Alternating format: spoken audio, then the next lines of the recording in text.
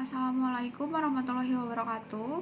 Perkenalkan, nama saya Rahmi Indah Maudina dengan NIM 2022 1011 0311558. Di sini saya akan menjelaskan terkait ruang lingkup viktimologi berdasarkan buku karya Bambang Waluyo yang berjudul Viktimologi Perlindungan Korban dan Saksi yang diterbitkan di Jakarta oleh Sinar Grafika pada tahun 2011.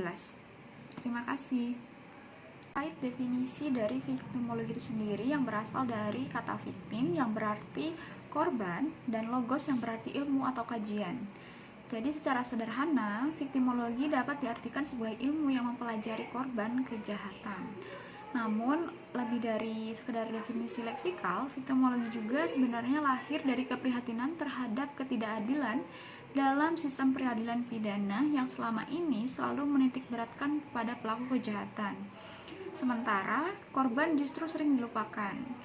Dan menurut Arif Gosita, salah satu tokoh viktimologi Indonesia, viktimologi adalah ilmu yang mempelajari hubungan antara korban dan pelaku, termasuk juga peran serta masyarakat dan negara dalam memberikan perlindungan serta pemulihan kepada korban.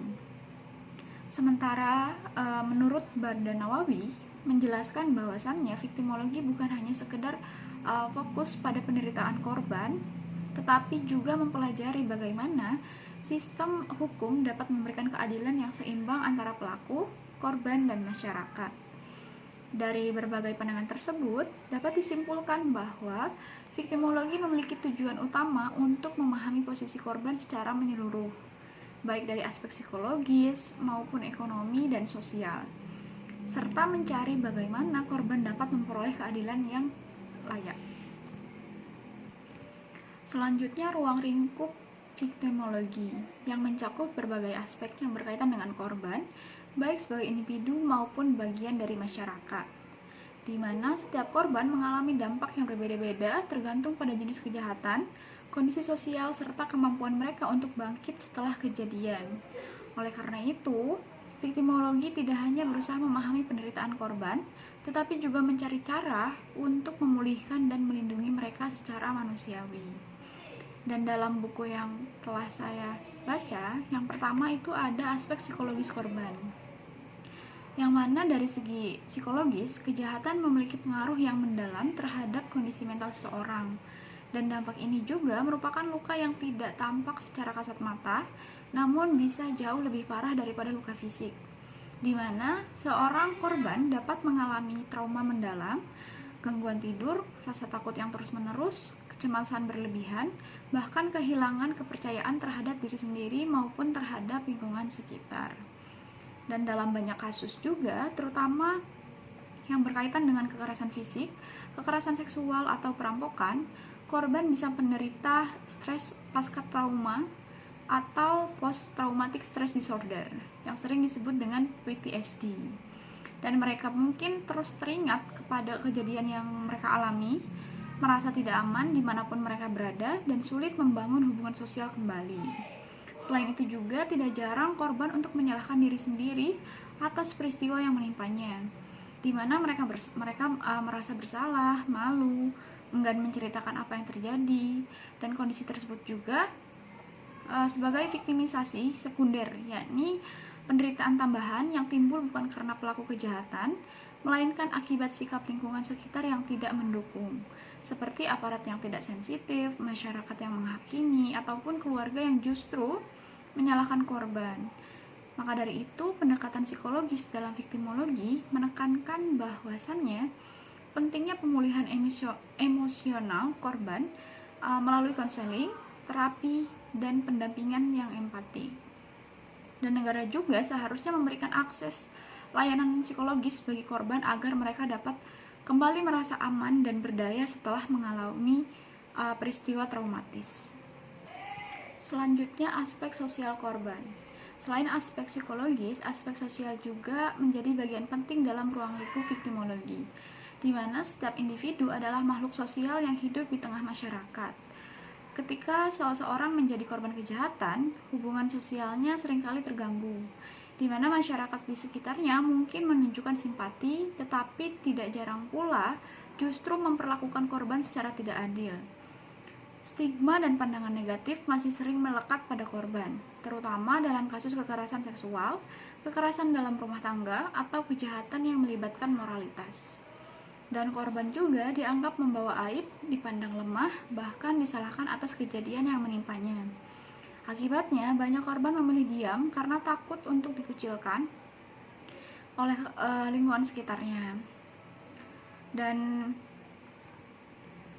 dalam pandangan viktimologi modern, reaksi sosial terhadap korban sangat berpengaruh terhadap proses pemulihan. Dukungan sosial juga dapat mempercepat proses penyembuhan, sedangkan penolakan sosial justru memperparah luka batin korban. Oleh karena itu, masyarakat memiliki tanggung jawab moral untuk menciptakan lingkungan yang aman dan suportif bagi korban.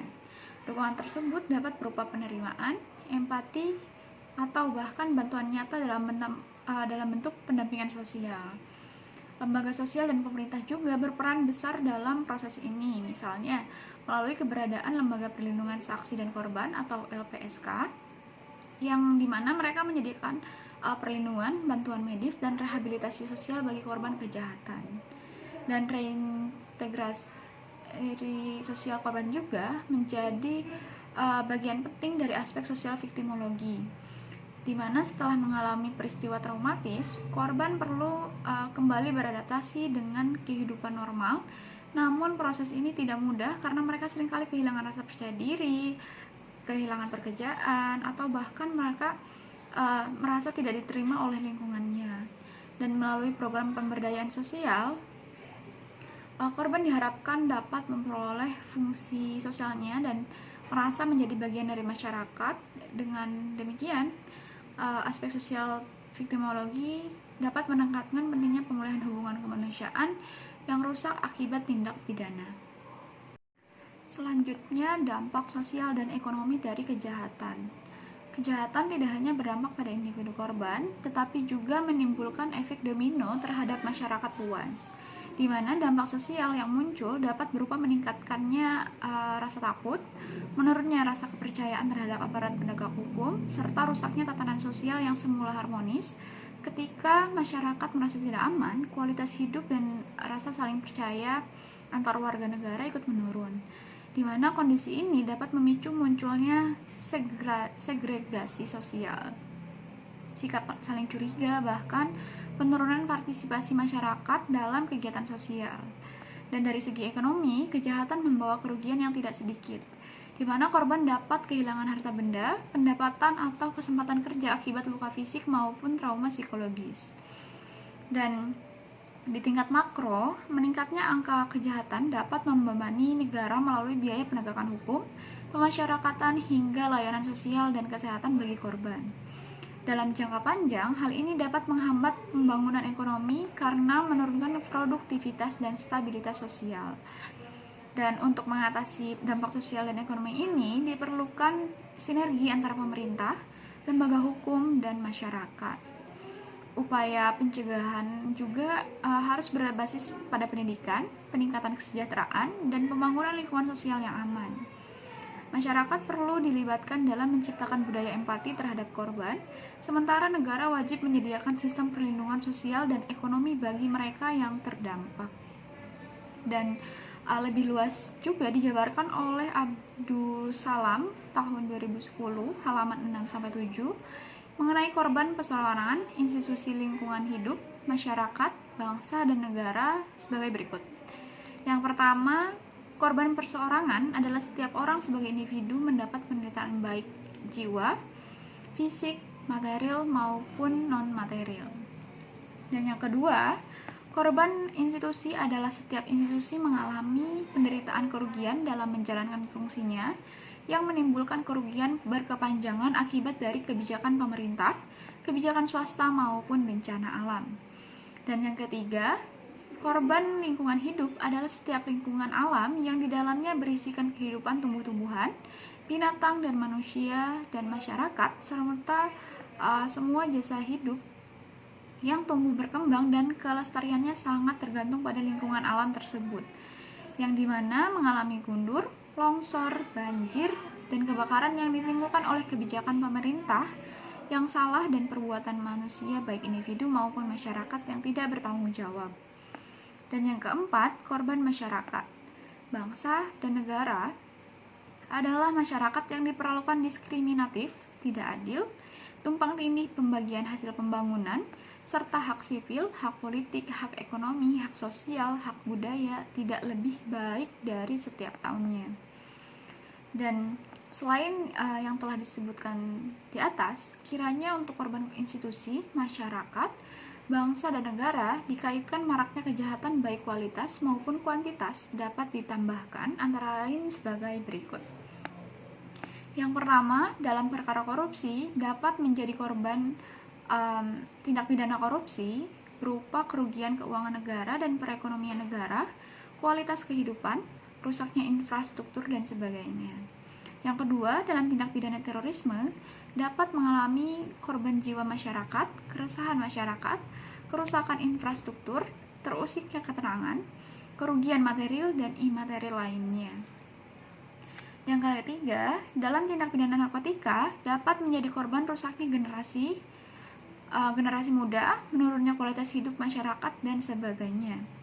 Dan yang terakhir, dalam tindak pidana perusakan lingkungan hidup, pembawaan hutan dan illegal logging dapat menyebabkan rusaknya lingkungan, tanah tandus, banjir bandang, serta merusak infrastruktur dan penderitaan rakyat yang berkepanjangan. Sementara itu juga, aspek hukum korban berkaitan dengan pengakuan dan perlindungan korban dalam sistem hukum. Dalam praktiknya, posisi korban seringkali berada di luar fokus utama proses peradilan pidana, di mana hukum lebih banyak berbicara tentang kesalahan pelaku, jenis pidana, dan pembuktian, sementara korban hanya dijadikan saksi yang dipanggil untuk memperkuat tuntutan. Padahal, korban memiliki hak-hak hukum yang harus dihormati dan dilindungi. Viktimologi menegaskan bahwasannya korban bukan hanya objek dalam proses hukum, tetapi juga subjek yang memiliki hak untuk didengar, dilindungi, dan dipulihkan. Hak-hak korban juga dalam konteks hukum meliputi hak atas perlindungan diri dari ancaman, hak atas informasi mengenai perkembangan kasus, hak atas restitusi atau ganti rugi dari pelaku, serta hak untuk mendapatkan kompensasi dari negara apabila pelaku tidak mampu mengganti kerugian. Dan selain itu juga, korban berhak untuk terlibat dalam proses hukum melalui pendekatan keadilan restoratif atau restoratif justice, di mana pendekatan ini menempatkan korban sebagai pihak yang aktif dalam menyelesaikan perkara, bukan sekedar penonton yang menunggu hasil putusan pengadilan. Dalam keadilan restoratif ini, pelaku dan korban dipertemukan dalam suatu proses dialog yang bertujuan untuk memulihkan keadaan, mengakui kesalahan, dan mencari solusi bersama. Selanjutnya, faktor-faktor risiko korban. Dalam konteks viktimologi, penting untuk memahami bahwasannya seseorang tidak selalu menjadi korban kejahatan secara kebetulan. Ada sejumlah faktor yang dapat meningkatkan kerentanan atau risiko seseorang menjadi korban, di mana faktor-faktor ini dapat berasal dari dalam diri individu maupun dari lingkungan sosialnya. Misalnya, karakteristik individu seperti usia, jenis kelamin, kondisi ekonomi, tingkat pendidikan, serta kondisi psikologi seringkali berpengaruh terhadap potensi seseorang menjadi sasaran kejahatan. Dan perempuan atau anak-anak misalnya seringkali dianggap sebagai kelompok rentan karena secara fisik dan sosial mereka memiliki keterbatasan dalam melindungi diri. Di sisi lain, lingkungan sosial yang tidak aman, seperti wilayah dengan tingkat kriminalitas tinggi, kurangnya penerangan di ruang publik, atau lemahnya sistem keamanan masyarakat, dapat memperbesar peluang terjadinya viktimisasi. Dan selain itu juga, situasi tertentu dapat menjadi faktor pemicu seperti kondisi mabuk, berpergian sendirian di malam hari, atau berada di tempat yang rawan. Dan dalam perspektif viktimologi modern, analisis faktor risiko korban bukan untuk menyalahkan korban, tetapi justru untuk memahami bagaimana lingkungan, sistem sosial, dan kebijakan keamanan dapat diperbaiki agar potensi menjadi korban dapat ditekan seminimal mungkin. Dengan memahami faktor-faktor ini, upaya pencegahan kejahatan dapat dilakukan secara lebih efektif dan manusiawi. Selanjutnya, perlindungan dan dukungan korban. di mana salah satu utama viktimologi adalah memberikan perlindungan dan dukungan yang memadai bagi korban kejahatan, di mana perlindungan ini bukan hanya dalam bentuk fisik, tetapi juga meliputi perlindungan hukum, sosial, dan psikologis. Dalam praktiknya, korban seringkali menghadapi tantangan berat setelah mengalami tindak pidana, dan mereka juga bukan hanya kehilangan rasa aman, tetapi juga sering merasa diabaikan oleh sistem hukum yang terlalu berorientasi pada pelaku. Oleh karena itu, berbagai upaya perlu dilakukan untuk memperkuat posisi korban dalam sistem peradilan dan masyarakat. Bentuk perlindungan juga dapat berupa adanya lembaga layanan korban seperti pusat krisis, lembaga bantuan hukum, dan unit pelayanan terpadu di rumah sakit atau kepolisian. Dan dukungan ini juga mencakup penyediaan konseling, tempat perlindungan sementara, serta bantuan sosial bagi korban kekerasan atau kejahatan berat. Kebijakan publik juga berperan penting dalam menciptakan sistem perlindungan yang berkeadilan, di mana misalnya negara harus memastikan adanya mekanisme kompensasi bagi korban, serta membangun sistem keadilan restoratif yang melibatkan korban secara aktif dalam proses pemulihan. Dengan demikian, perlindungan dan dukungan korban tidak hanya bersifat reaktif setelah kejahatan terjadi, tetapi juga preventif untuk mencegah terulangnya penderitaan serupa di masa depan. Sekian dari saya, terima kasih. Wassalamualaikum warahmatullahi wabarakatuh.